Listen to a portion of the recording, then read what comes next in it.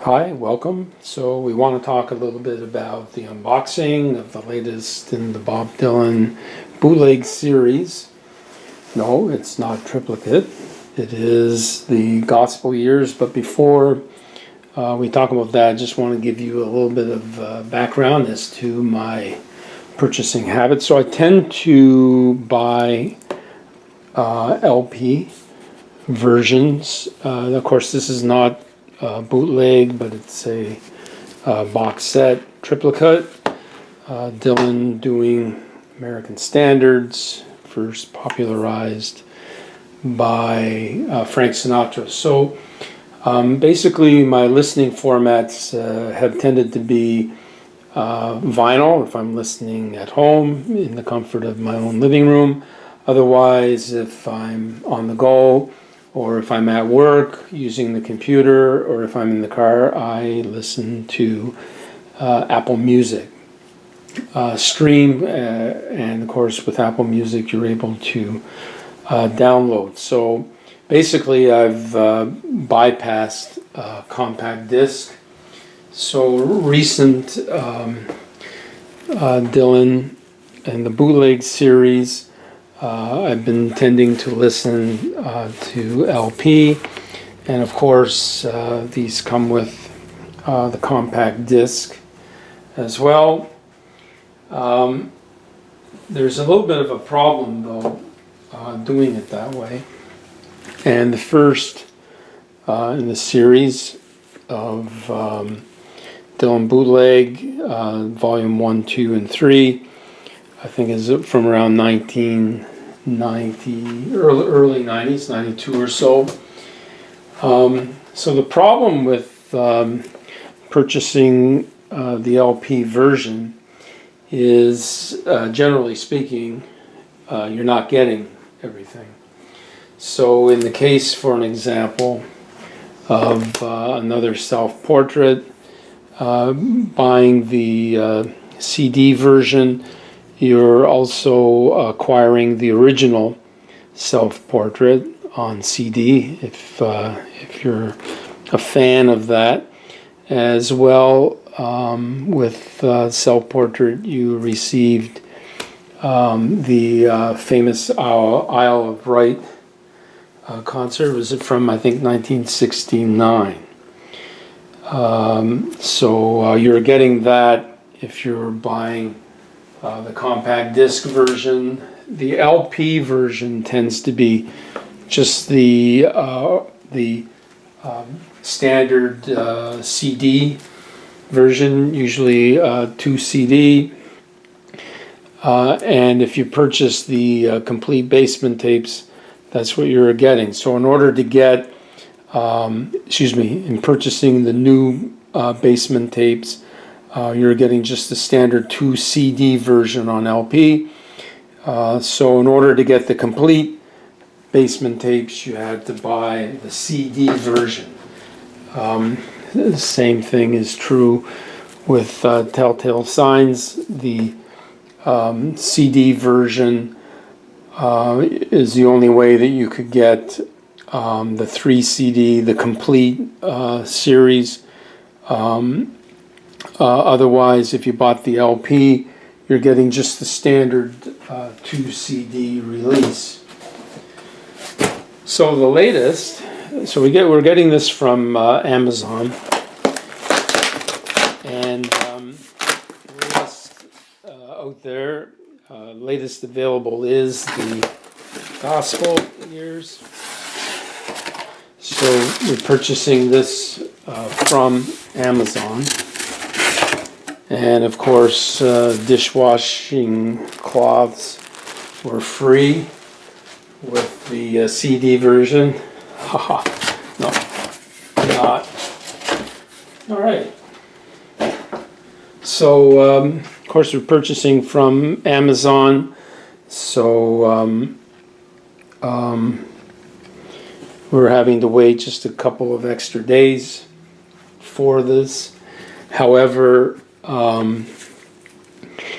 again with Apple Music,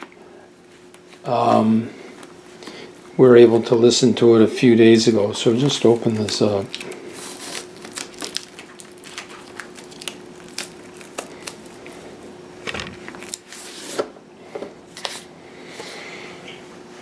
All right, so this is the gospel years, and we're looking at 8 compact discs, and plus there's a DVD, which is a short movie that it's just come out this fall of 2017, and this covers music of Bob Dylan's Christian period from 1979 to 1981.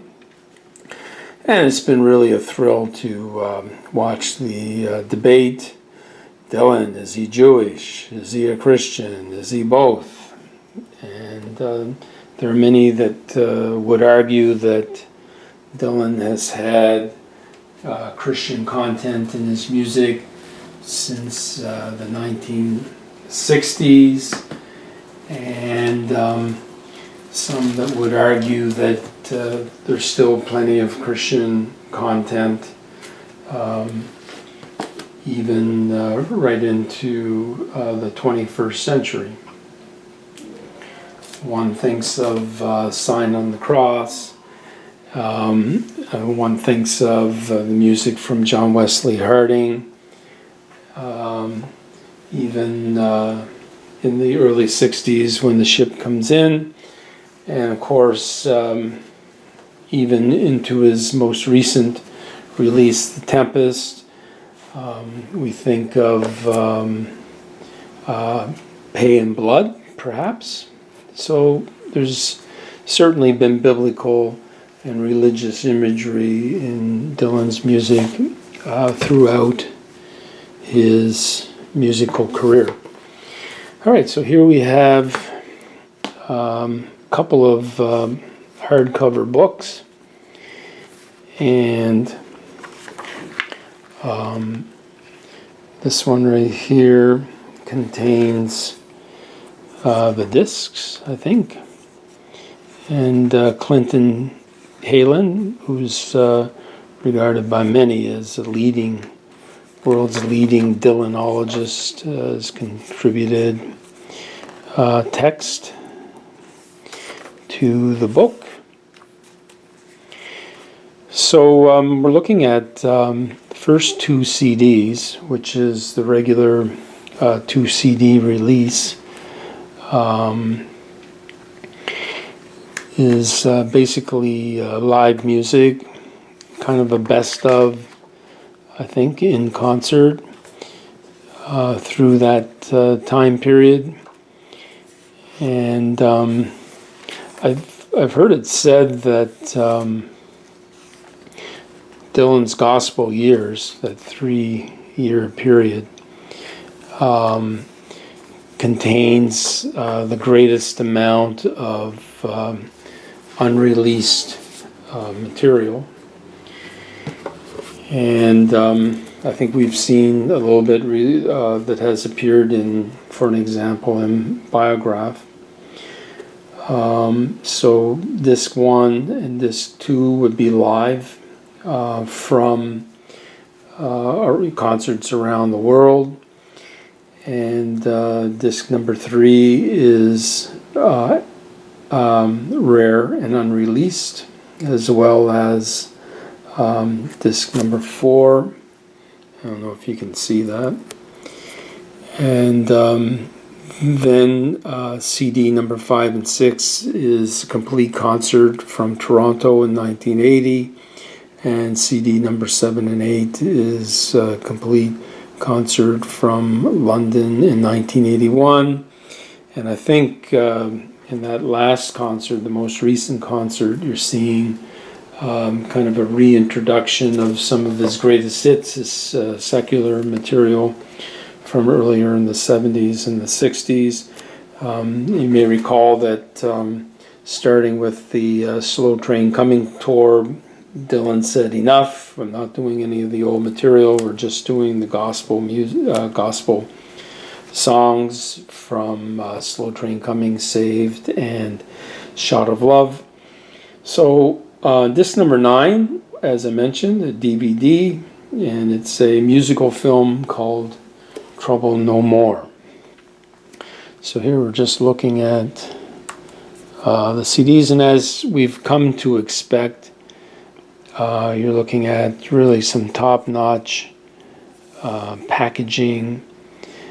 Excuse me, and here we have the DVD Trouble No More, and I think it's about an hour in length, and I believe there's actually some other material on that, not just the this movie. Then we have photographs, 1979 to 1980. Let's just see if we can let you have a look at a little bit of this. So we just kind of look through. Looks like Dylan and his Grammy Award. Grammys 1980.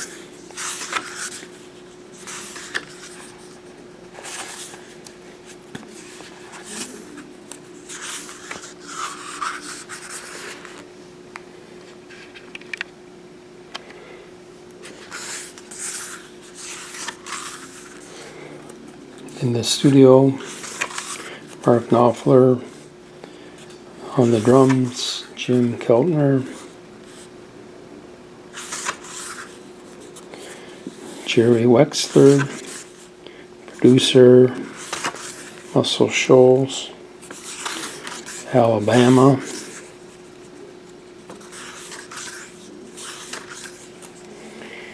Looks like 45 singles. Some advertisements from the period.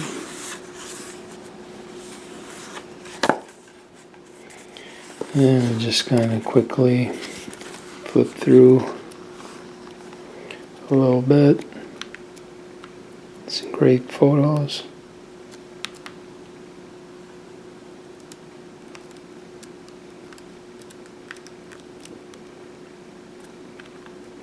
It's over 100 pages.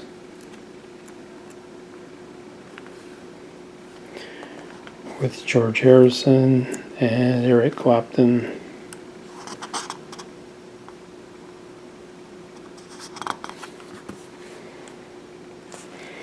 That's it. That is Bob Dylan, Trouble No More, Gospel Years. So we're looking forward to getting into that in the next few days and weeks ahead. And always fascinating, of course, following the completely unpredictable Robert Zimmerman, Bob Dylan. Thanks a lot for tuning in.